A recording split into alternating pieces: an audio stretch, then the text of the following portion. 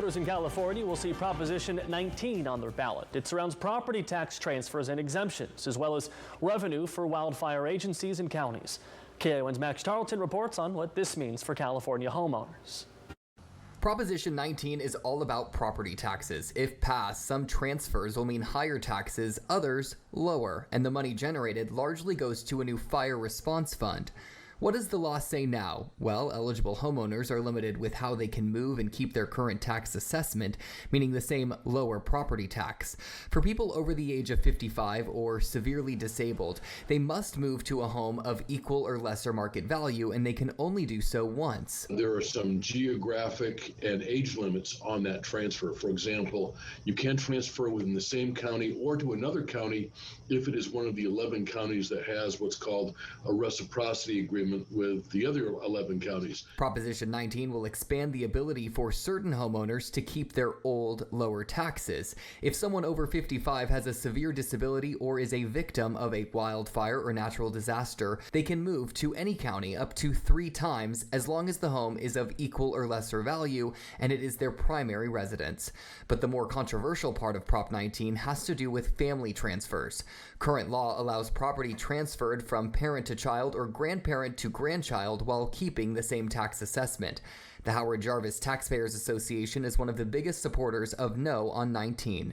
If some parents want to transfer a home to their kid and their kid does not want to move back to the family home, but they want to use it as a rental property to help their child gain financial footing in this kind of tough environment, there's nothing wrong with that. They are against what a yes on 19 would mean. Inherited homes that are still used as primary residences will keep their lower assessment, but if that property is used as a second home, rental or other way, it will be reassessed at market value when transferred.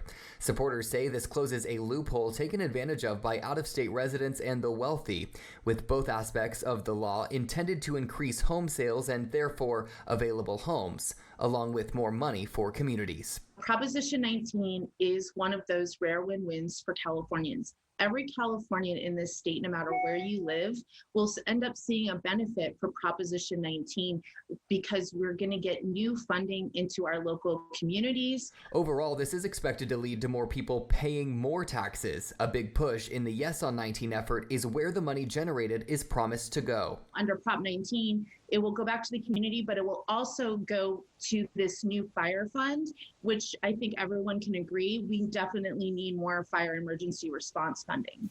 Those against the new law say this is just a tax increase. Californians are overtaxed. We do not need another tax increase in the form of taking away this intergenerational transfer protection.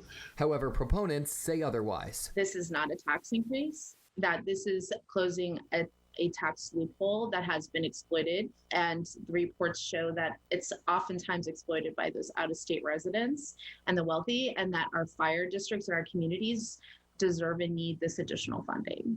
For KION News Channel 546, I'm Max Tarleton reporting.